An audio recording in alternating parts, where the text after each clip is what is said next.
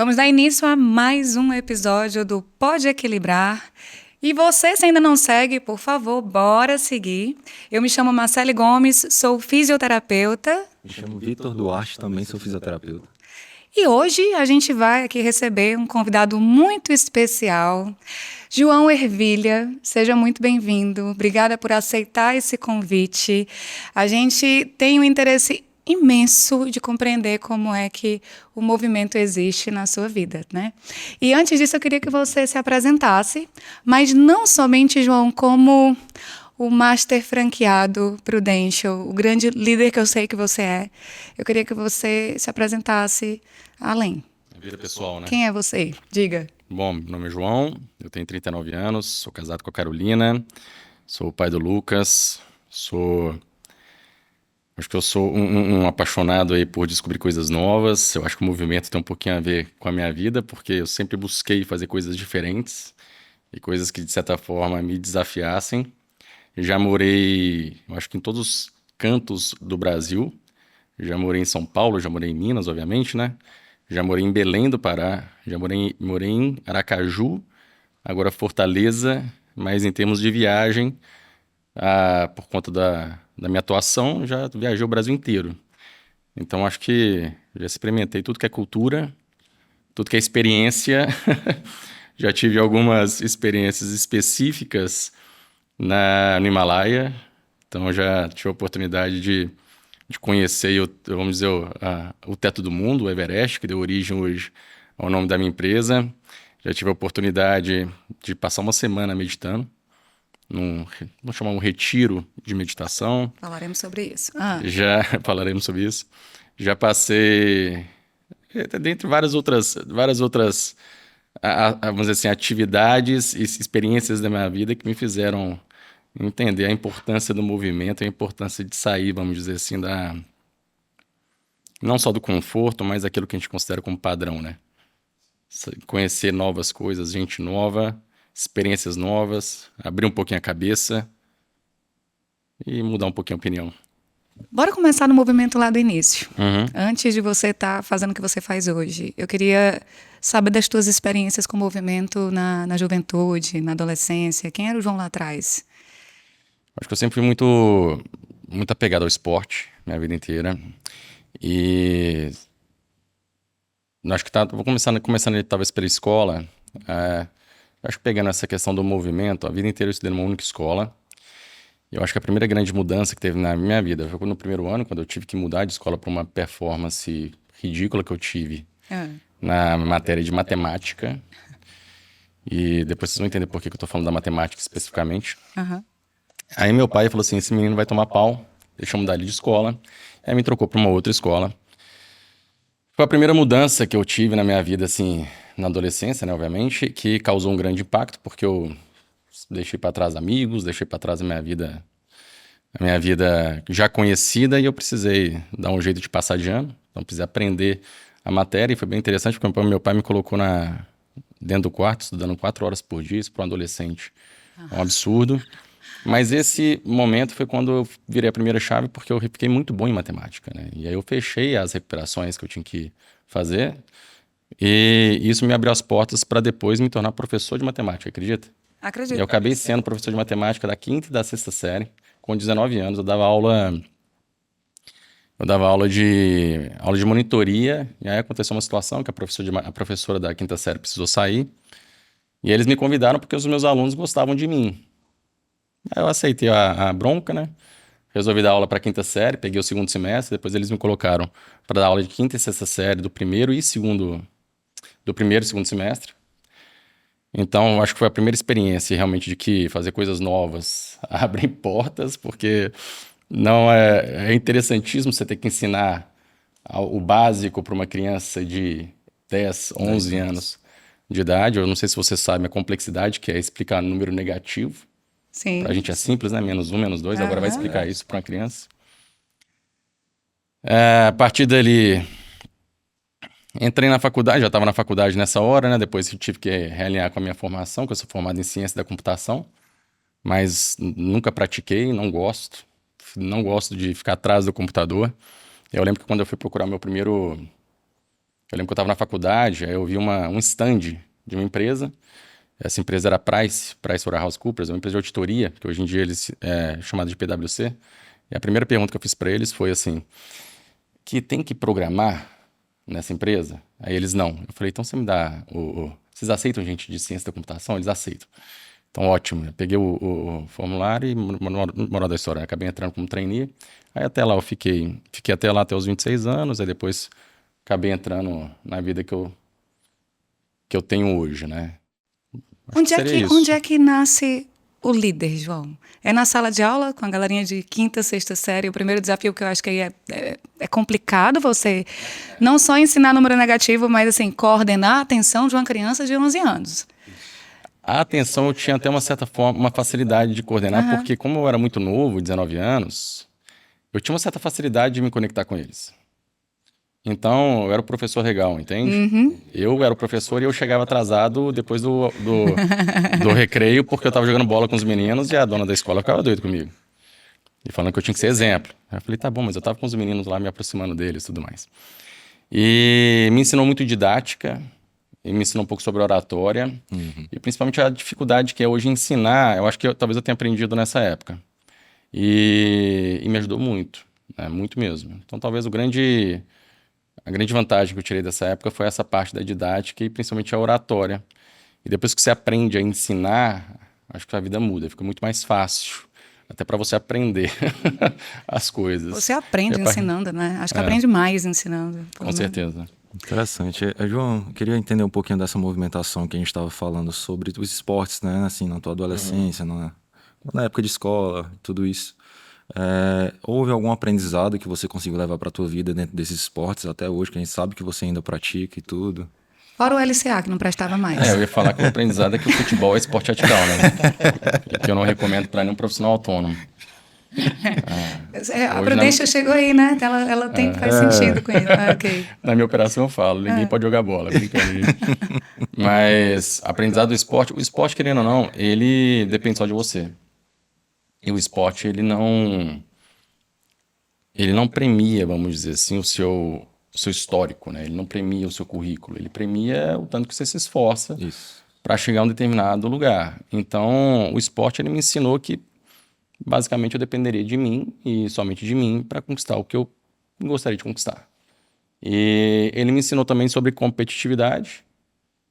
Não sei se foi positivo ou negativo, mas ele me deixou um pouco mais competitivo. Mas acho que talvez o maior aprendizado é que depende exclusivamente de você. Independente de ser um jogo em que você compartilha com o time ou um esporte individual. Sempre vai depender de você, sempre vai depender do quanto você se dedica, sempre vai depender do quanto você se esforça.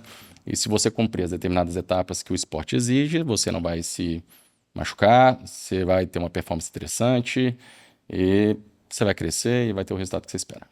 Basicamente, o esporte ele me trouxe esse aprendizado que eu acho que vale, vale até hoje. Inclusive, eu faço muita analogia da nossa atuação, do que eu faço hoje com o esporte, né?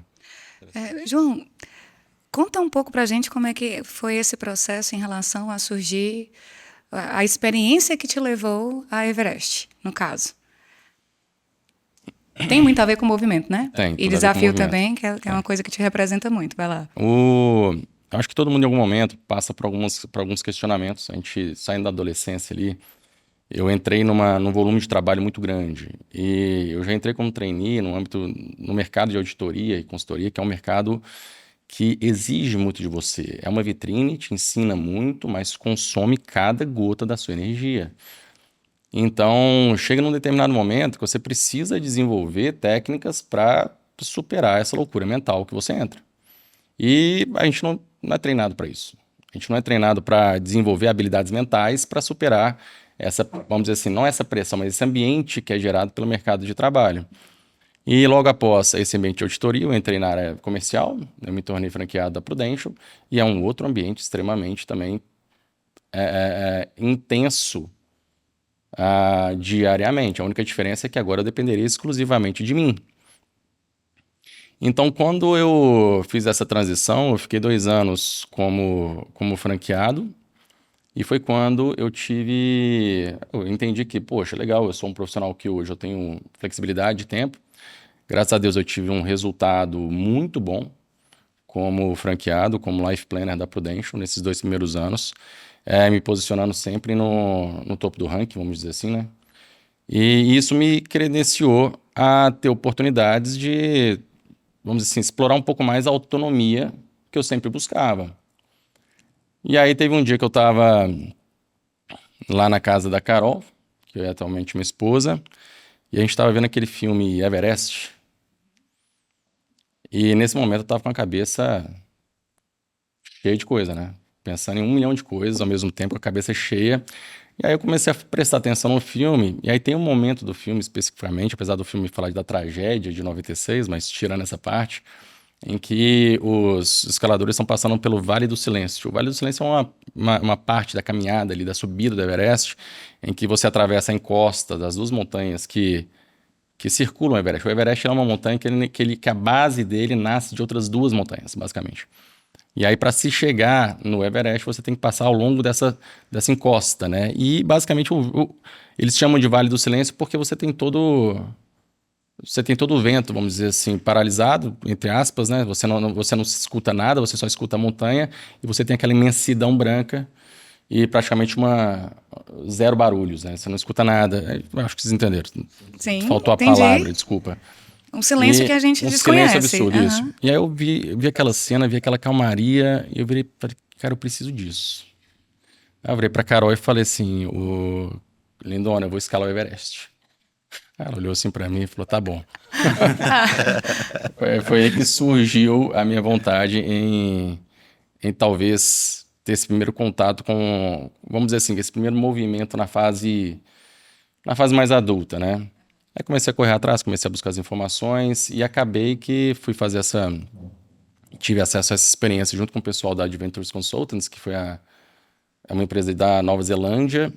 Então, eu fiz questão de de ter essa experiência da forma mais raiz possível, vamos dizer assim, com escaladores experientes e com pessoal de fora, até para não ter acesso à língua portuguesa. E a partir daí é só história. Que aí, se vocês tiverem interesse, depois eu posso contar, mas o que mais teve nessa fase foi movimento, porque a gente tinha que andar ali 6 horas por dia, em total silêncio, se movimentando entre um ponto e outro. Aí você entra naquele processo de reflexão, você entra naquele processo vamos dizer, de transe quase que constante, com contato zero com o mundo externo, porque não tem internet, né? Não existia Starlink na época. A minha esposa estava louca, né? Porque ela não tinha notícia minha. Na cabeça dela tinha caído uma avalanche na minha cabeça. Então ela ficava preocupada. Toda vez que eu conseguia falar com ela, era um desespero total. Mas isso, querendo ou não, me ajudou muito acho que me conhecer um pouco mais, me reconectar um pouco mais com quem eu era e me trouxe uma lembrança que há muito tempo eu não sentia, que é aquela satisfação, aquela felicidade genuína que não depende de nada nem de ninguém, sabe? Que vem de dentro. Aí quando eu lembrei dessa satisfação e dessa felicidade, eu falei, cara, eu preciso sentir isso mais vezes. Aí desde então eu tenho buscado muito esse sentimento e eu percebi o quanto que o movimento, né? Essas experiências te fazem reconectar e te retomam a sanidade, né? Esse baseline emocional que te faz se sentir bem, né? Eu só ouvi benefícios. O processo de quer movimento porrada? aí. Não. Não, assim, porque, por exemplo, né? Tem a questão na adolescência, tua experiência com esporte ali, tem as coisas que acontecem em relação a quem gosta de fazer tudo, porque tu fazia tudo, né? Tu falou que gostava de futebol, jiu-jitsu, vôlei, basquete. Judô, futebol, basquete, vôlei, peteca, tinha competitividade, estava dentro. Aí teve competitividade, estava dentro. Burrinha, ping-pong, E aí, xadrez, tudo. nesse processo dessa caminhada, que não tem competitividade ou tem? Ou é você com você mesmo? No caso lá do Everest? Aham. A competitividade ela é interna, né? Ela é interna. Porque você tem que lutar contra o seu ego. É aí que a briga fica séria. Porque na sua cabeça, você se propôs a fazer algo, então você não pode quebrar sua palavra. Então, voltar não é uma opção. Desistir não é uma opção. Dá vontade? O processo de aclimatação é uma das coisas mais bizarras em termos de dor que alguém pode sentir. porque é uma dor que ela não passa, né? Eu acho que todo mundo que já esteve na altitude sabe um pouquinho do que é colocar o seu corpo num ambiente em que não era para ele estar, não era para ele estar ali. Então, o processo de aclimatação, ele faz o seu corpo se adaptar, só que essa adaptação, que o corpo está gerando novas células vermelhas ali, novos glóbulos vermelhos, enfim, tecnicamente vocês são mais especializados do que eu, ele precisa... Esse processo de adaptação gera muita dor de cabeça, gera muita náusea, gera um cansaço extremo e nada passa, nada te faz passar. Nada faz passar dor. E o que você precisa fazer é sentar e esperar. Então, da mesma forma como tem momentos em que você está em puro êxtase, porque parece que a altitude ela te deixa completamente embriagado, em alguns momentos, em outros você acha que você vai morrer. Então, nesses momentos, a única coisa que você quer voltar é descer, porque dói e dói muito. E só que você sabe, né? Uma frase que eu falo muito: a escalada ela é para todos, mas o cume não. A vista do cume não é. Então, o processo de aclimatação ele é importante para que você experiencie aquilo que você se propôs, né? Caso contrário, você vai bater e voltar com a maioria das pessoas em tudo que você faz na vida. Então, hoje a aclimatação ela tem sido uma analogia que eu trago para tudo que eu faço, né? Ou seja, todo mundo se dispõe a escalar a montanha, mas são poucos que chegam até o topo porque não suportam esse processo de aclimatação. Então,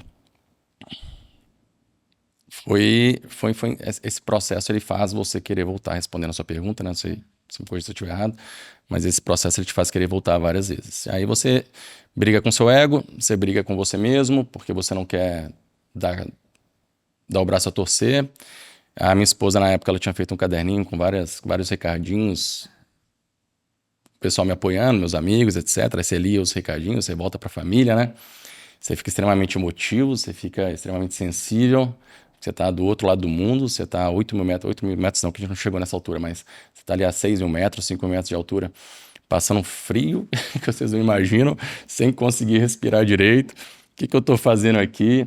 Então, todo esse processo, ele te faz questionar muita coisa. E esse processo de questionamento te faz entrar numa briga interna enorme. Então, o seu verdadeiro competidor, no final das contas, acaba sendo você e seu ego. Existe algo ali na tua mente que tu falava pra você mesmo assim, eu não posso desistir por causa disso. Na época, na minha evolução na época, Isso. eu não posso desistir porque senão vão me encher o saco. Vai ser zoado pelo resto da vida. Caramba. O cara sai daqui, vai lá pro Himalaia, gasta uma grana pra voltar. Ah, não. Essa Aí, é a então, principal, né? No início ali, meu ego me deixou bem resistente, mas eu agradeço muito a esse ego aí, porque ele me fez me manter ali e seguir em frente, né? No final das contas é bom, se a gente souber utilizar com parcimônia ali. Interessante. A experiência, assim, pro teu movimento na vida, muda muita coisa, né? Muda. Como você lida com as coisas, como você enxerga, como você, inclusive, lida com... Eu falo não só de dor física, assim, mas o processo de se adaptar a qualquer dificuldade. Sim, é interessante, talvez, porque eu abro muitos parênteses, tá, gente? Então, me ajudem a voltar pro ponto. Pode falar, não tem problema tá? não. Com 22 anos ali, ainda na PwC, eu tive que fazer uma cirurgia na coluna. E esse problema foi gigantesco para mim. Eu percebi o quanto que meu psicológico me afetou. Não só pelos problemas que eu tive na época, eu não era bem comigo mesmo, eu era um cara que saiu do esporte quando eu era mais jovem, para praticamente um sedentarismo total, em que eu só trabalhava, e isso gerou uma série de sequelas, e aí você começa a questionar, será que eu quero isso para mim? E aí, obviamente, o corpo ele começa a dar os sinais, você ignora esses sinais, e eu fui parar na cama de cirurgia, fazendo uma cirurgia aberta para hernia de disco, né? Isso, depois de curado, obviamente, o Everest, ele veio também acho que para coroar esse processo de superação dessa etapa que eu tinha passado.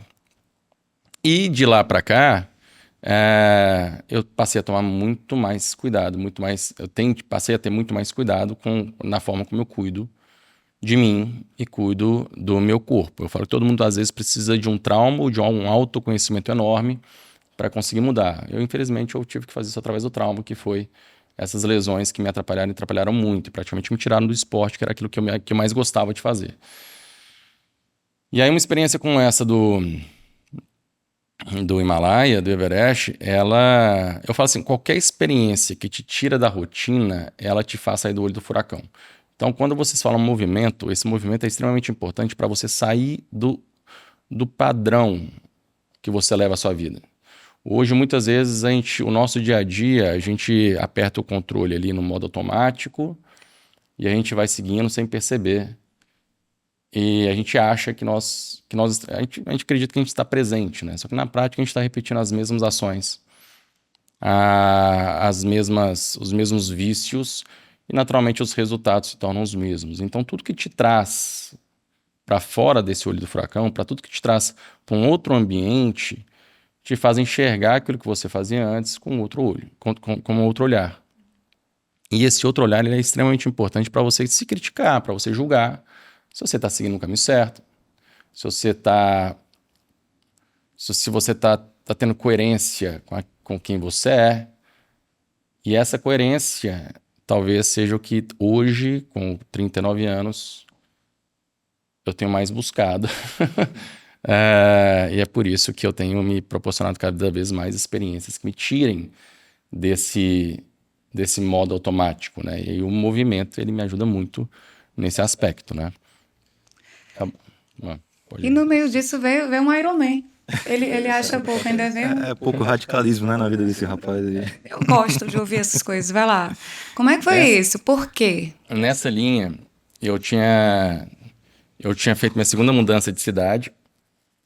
Eu tinha saído de Belo Horizonte para Campinas, eu levei a família. Existem cenários que eu morei sozinho e cenários que eu tive que levar a Carol e família, vamos dizer assim. Então, eu tinha acabado de sair de Campinas para abrir a operação aqui em Fortaleza. E abrir a operação de uma empresa, por si só, já é algo extremamente complexo e te exige muito esforço. E eu comecei a perceber que eu praticamente vivenciava o trabalho 24/7. Então, eu comecei a pensar o seguinte, falei, poxa, eu preciso sair um pouco desse mundo de trabalho, até para poder criar um pouco mais, pensar um pouco mais e trazer até mesmo soluções que vão me ajudar na área profissional, mas em outras áreas da vida também. E eu preciso quebrar alguns padrões, alguns hábitos da minha vida que não estão tão positivos assim. Desde sono, alimentação, bebida, aquela final de semana que às vezes você sai para tomar uma.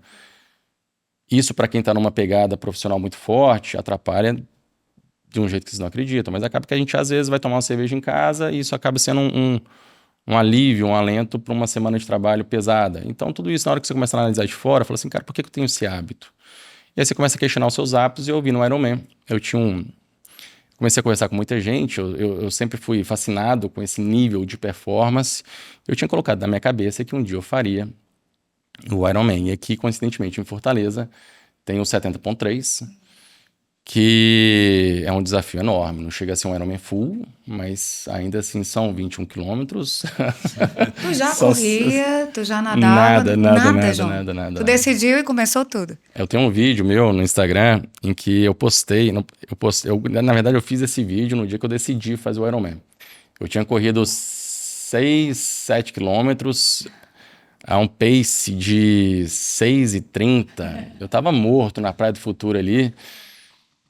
E eu fiz esse vídeo, hoje é maio 2023 e daqui a 6 meses eu vou fazer um Ironman. O Ironman era em novembro. Aí eu fui atrás de tudo que era necessário para fazer o Ironman. Foi muito similar ao Everest, tá? Esse processo. Porque quando eu decidi fazer o Everest, é como se eu conectasse todas as células do meu corpo com esse objetivo e falei, vamos embora.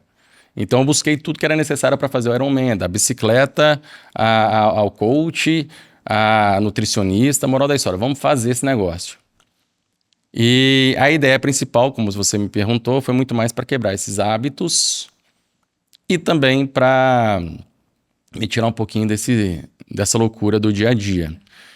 E eu sabia que para fazer um trabalho desse, um desafio desse, ia ter que aumentar consideravelmente o seu volume de treino. Então, ou seja, eu treinava, vamos dizer assim, 4 horas por semana.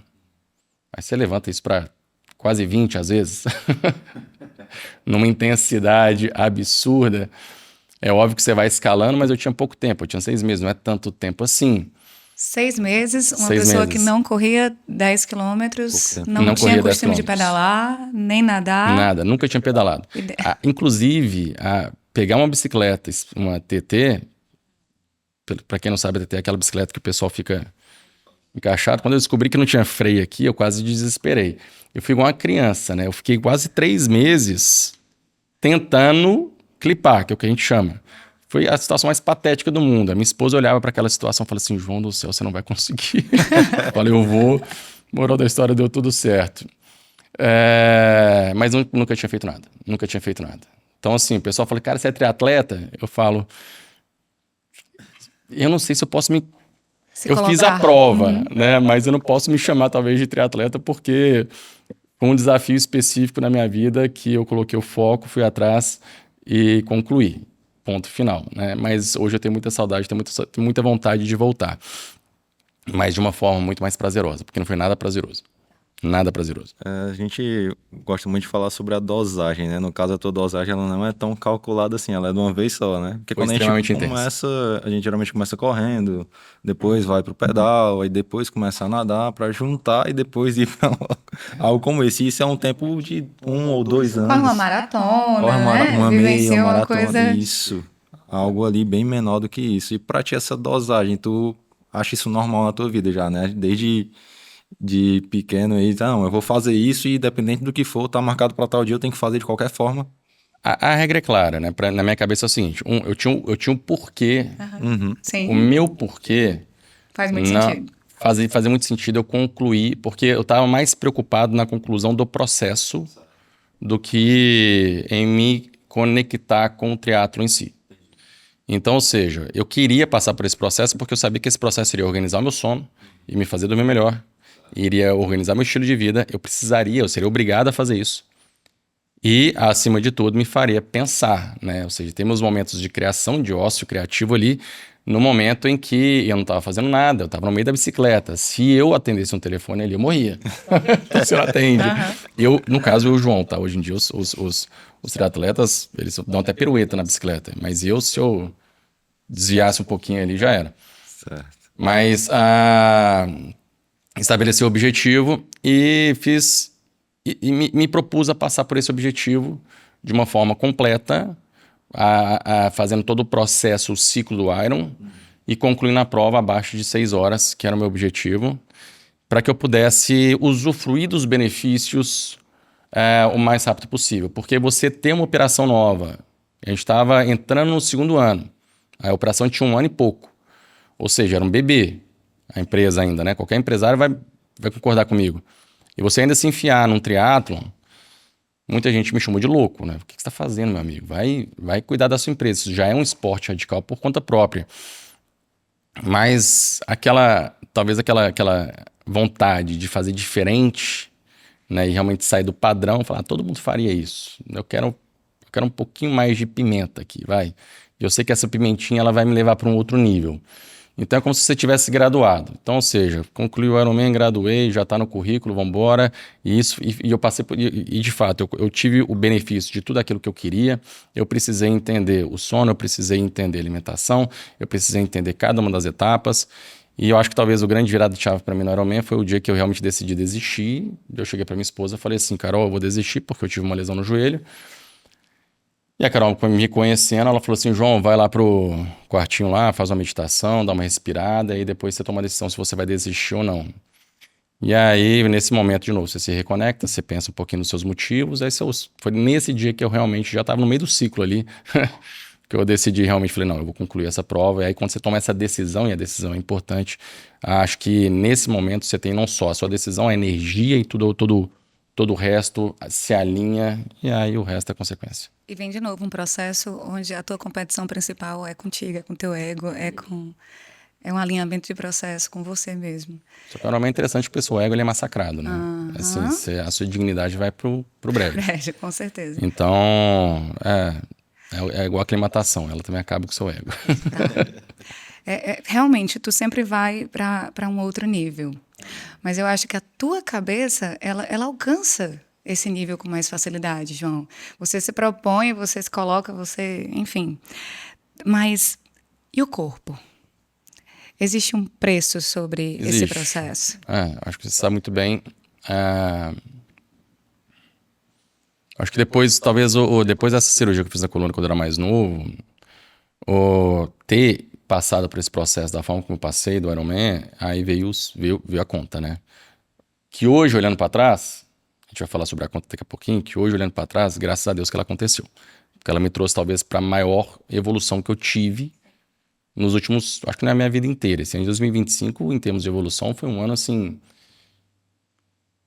acho que impressionante, inimaginável. O João que começou, o João que terminou. Né? A Marcele me acompanha, acho que ela pôde perceber um pouquinho da diferença entre os dois. Mas veio a dor que até então não tinha desaparecido, ela voltou. A dor na coluna, então eu tive uma recidiva na hérnia, precisei, só que dessa vez eu não demorei tanto para buscar ajuda. Foi aí que eu conheci vocês, né? A Marcele me ajudou muito nesse processo. Acabou que foi necessário ir para a mesa de cirurgia de novo. Fiz uma cirurgia minimamente invasiva. Limpei o nervo e fiquei um ano aí lutando com essa reabilitação que ia e voltava. Então a dor não parava. Ou seja, apesar da cirurgia, vira e mexe eu entrava em crises, né? E isso foi intensificando muito meu processo de medo. Eu tive meu filho nasceu nessa época, então, ou seja, eu questionava muito como que eu vou usufruir do dia a dia com meu filho, como é que eu vou aproveitar o meu filho com dor. Então isso acabava com a minha, vamos dizer assim, acabava comigo, né? Porque eu queria estar ali, eu queria estar presente, eu sabia a importância de estar presente com seu filho, mas como é que você consegue estar presente? Como é que você consegue estar presente e com dor? É difícil pra caramba. Sem tirar o foco da dor, né? Eu acho que esse é o mais difícil. Sem tirar o foco da dor. Perfeito. E aí comecei a tentar de tudo um pouco. A Marcela, ela foi uma pessoa que me ajudou muito nesse processo, tá, Marcele? Para tentar entender a real, talvez a raiz da dor. E foi aí que eu tive uma das maiores descobertas da minha vida, que é o que eu falo que é até difícil mensurar o quão importante foi passar por esse processo, porque eu pude perceber que essa dor ela não tem uma conexão física, né? E falar isso para fisioterapeuta às vezes é até estranho. Poxa, porque muitas vezes a gente conecta a dor com algo físico. Vai na terapia, vai na fisioterapia, vai no médico e os meus exames mostravam claramente que a hérnia estava lá mesmo após a segunda cirurgia. E aí eu fui, peguei a primeira opinião, peguei a segunda opinião, a terceira opinião e todos os médicos categoricamente virando para mim falando assim, João, você vai ter que fazer a terceira cirurgia. E aí eu já estava na decisão entre colocar a placa, que é a artrodese, né? Ou fazer uma nova tentativa de limpagem do nervo, mas que aí deixaria o meu disco ainda mais fino. Então, ou seja, não estava com boas opções na minha mão, não. E aí eu sentindo dor, comecei a ressignificar esse processo de dor de uma forma que eu nunca havia tratado, vamos dizer assim, olhando muito mais para a minha forma, talvez muito mais para como que eu, como que essa dor representa, como que eu enxergava essa dor, o porquê que ela estava acontecendo, em quais momentos que ela estava acontecendo, e eu comecei a conectar isso muito mais com o meu dia a dia, com o estado emocional e com tudo que acontecia na minha vida. E aí a gente começou a reparar alguns padrões, né? Eu falei, poxa, quando eu viajo para Belo Horizonte e eu vou para casa da minha sogra, por exemplo, que é um lugar que eu adoro, a dor desaparecia. Eu falo, cara, mas não é possível isso. Aí eu voltava para casa, a dor tava lá. Eu falei, gente, não é possível. Não, esse negócio, né? Deve ser coincidência. Eu voltava para BH, a dor desaparecia. Eu falava, mas sério, eu vou voltar para BH, só se for, porque lá eu não sinto dor. E alguma coisa acontecia que lá realmente a dor praticamente desaparecia. E eu comecei a analisar a dor desse jeito, falei assim, poxa, legal, então eu consigo controlar a dor. Eu consigo, através de aspectos emocionais, determinar a intensidade da dor e a extensão dela. Vamos trabalhar isso. E eu comecei a trabalhar com um processo de um ano inteiro. E quando eu falo autoconhecimento, é você realmente aprofundar em cada célula do seu corpo, tentando entender quem você é, o que aconteceu, por que você faz isso. E aí esse processo é muito massa. E aí quando você atravessa ele, você cria essa coerência que eu mencionei e você começa a ter até uma paz interna, né? Você começa a voltar assim, falei, poxa, eu acho que agora eu tô me reencontrando. Você entende que você atravessou um processo que era importante, que era quase que obrigatório você atravessar para reencontrar essa coerência. E é na hora que você percebe que, poxa, tudo foi gerado pela minha cabeça e eu tô literalmente há quase 20 anos sentindo dor. Por conta de coisas que eu não me atentava e por conta de coisas que estavam na minha cabeça, você começa a perceber que o corpo, ele responde muito ao que você pensa, né? E falei pra caramba aqui, gente, mas Não, fica é um à processo vontade. muito É intenso um pra mim. momento seu, assim, que só você entende o que é que você passou. Só né? você. E lidar com dor é algo muito individual. O processo que funcionou para você não significa que vai funcionar para qualquer pessoa que tem dor na coluna. E quando você fala que isso foi sobre autoconhecimento, entendimento sobre a forma como você pensa, como você lida no seu contexto, isso não significa que a sua dor é uma dor psicológica. É Eu te lógico. falei isso muitas vezes. E que tem muita gente que, quando não consegue resolver a dor, né, João, acha que é algo da cabeça.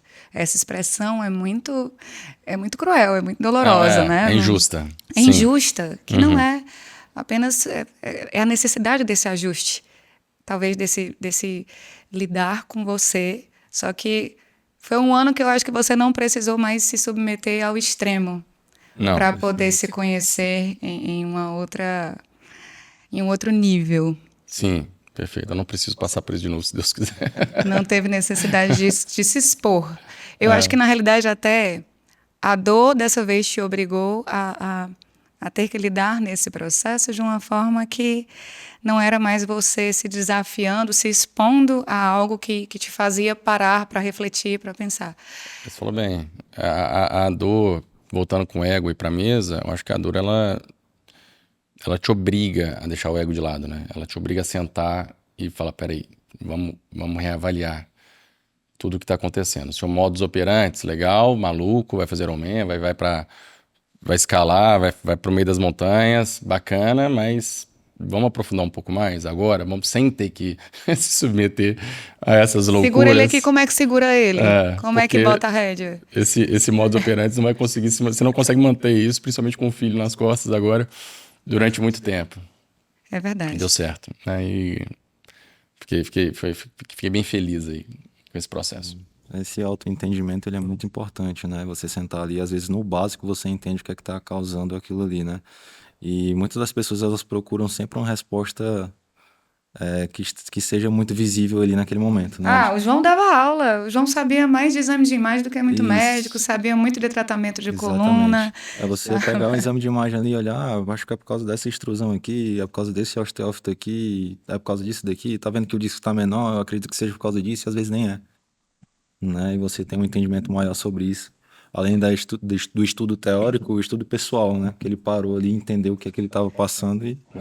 É reduzir o quadro à estrutura, né? Só o que está Isso. lá no exame de imagem. Mas que, na realidade, é o indivíduo. Que a gente costuma muito falar, né? Equilibrar que o tratamento ele não é uma receita de bolo, né? Então, assim, a gente não vai fazer as mesmas coisas com todos os pacientes, até porque a expectativa dele, cada um tem a sua. Você tem a sua, outros pacientes têm a dele. E a gente está falando de uma pessoa que teve acesso a bons médicos, acesso a bons tratamentos, acesso... Eu sei tudo que vocês podem imaginar. Eu sei, Tudo. eu sei. Eu sei que você foi atrás. Ele falou de tratamento que nem existia aqui ainda, assim, de coisas que estavam ainda por vir, pesquisas e etc. E que é engraçado que o fato de você ter o acesso, você ter o entendimento, ainda assim você compreendeu no final que a busca de muita solução era aqui dentro, né? É com a gente. É com a gente. E isso, querendo ou não, é uma forma também de mostrar que isso é um movimento, né? Se a gente for parar pra Poxa. pensar, isso é um movimento. Talvez o maior movimento, João. E esse movimento, apesar de não ter sido fisicamente Sim. tão expressivo quanto os outros que eu fiz na minha vida, internamente ele me tirou completamente da linha basal, né? Ele me tirou completamente do foco ali, daquilo que eu considerava que era normal. E me fez analisar muita coisa de uma forma totalmente diferente. Todos os teus movimentos foram muito além da linha basal, João. Todos. Acho que tu nunca chegou nem perto dela, assim, em qualquer situação da tua vida. Bom, eu queria Fazer só mais uma Vai. pergunta. Tipo assim, existe alguma mensagem que o João de hoje falaria para o João, professor de matemática, para mudar alguma coisa Boa durante pergunta. o trajeto? Consegue dar essa resposta, que é uma pergunta meio complexa, Não, mas assim, é...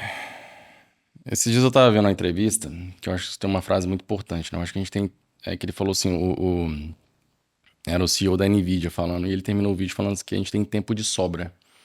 Só que às vezes a gente não utiliza o nosso tempo da forma adequada. E o que eu falaria, talvez pro João lá atrás, é muito mais para ter calma, que tem tempo para tudo. Que eu acho que no momento que eu estava lá, e até eu entrar nesse processo que eu estou hoje, a gente atropela muita etapa. A gente atropela muita etapa por uma questão social, a gente atropela muita etapa por desconhecimento pessoal, a gente atropela muita etapa por achar que a gente está ficando para trás, e, e as sequelas elas vão sendo criadas.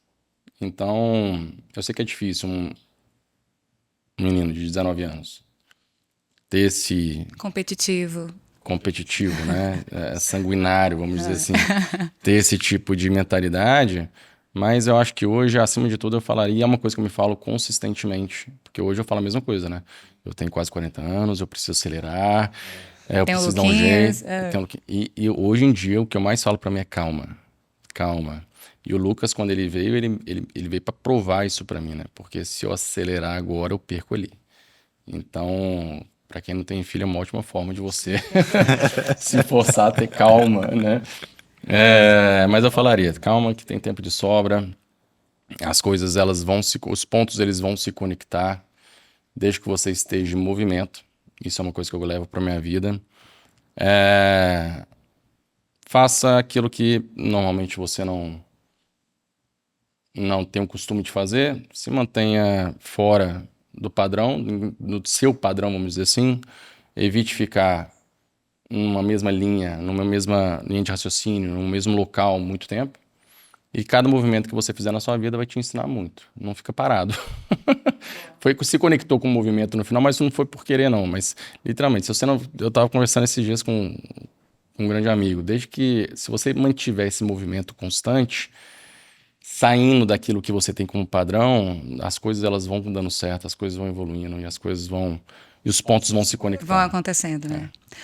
João, cara, eu tenho uma admiração gigantesca por você, não pela experiência que a gente partilhou tratando-se do seu quadro em si, mas como ser humano, como líder, como pai, como marido, como amigo. Você é um líder nato, é um cara de capacidades e de pontos assim que, sem sombra de dúvida, você é resultado desse processo que você, muitas vezes, acelerou, foi além, saiu da base, mas quando a gente falou que eu queria realmente, o Pode Equilibrar é sobre movimento. Quem é que representa isso pra gente? E pensando sobre as pessoas que passaram na minha vida, assim, você, sem dúvida, é alguém que me remete isso em todos os sentidos, de entender que esse movimento que a gente fala, ele não é simplesmente sobre mudar estilo de vida no componente físico, é sobre como a mente da gente funciona e sobre como a gente encontra as soluções de muitas coisas, de muitos encontros, a partir dela, a partir desse movimento inicial. Eu acho que paralisia é exatamente o teu oposto, né? A gente só precisa de vez em quando, né, encontrar o equilíbrio para poder não se expor ao extremo e, de fato, ter que lidar com a conta como acontece. Eu tenho um crédito lá no Equilibrar. Tem, pelo resto da vida. A admiração é recíproca, tá? Eu acho que desde quando eu conheci Marcelo, assim, muita coisa mudou na minha vida. Eu falei, parece que foi uma luz assim, muito boa que apareceu. Eu sou muito grato. As coisas, elas, acho que querendo ou não, Deus vai colocando as pessoas certas no nosso caminho. Eu tenho certeza que você foi uma delas. E é Equilibrar, e todos vocês aí podem ter certeza que a gente vai estar em movimento juntos aí, né? Acho que todo mundo que quer se movimentar, se unindo ali, vai dar. Não tem como dar errado, não. todo mundo em Espero que movimento. sim. Muitíssimo obrigada, João. Obrigado, João. Foi um imenso prazer bater esse papo aqui com você. Finalizando, né, Vitor? Interessante. Obrigado novamente aqui pela presença, né? Você é um cara assim que é inspirador, né? Muito. Dá uma inspiração assim legal pra gente. Espero que vocês também tenham se inspirado. E estamos encerrando aqui nossa conversa, tá? Quero que vocês, se possível, seguir o Pode Equilibrar para acompanhar o próximo episódio. Sigam o Everest também, acompanhem o trabalho desse cara que é verdade. gigante. Isso aqui não é nada comparado com o tamanho desse cara aqui fora, lá fora, que vocês vão acompanhar, tá bom? Então vamos pra cima, curte, compartilha e é isso. Valeu, obrigada. Obrigada, João. Palmas aqui que o papo foi inspirador. A série foi muito bom.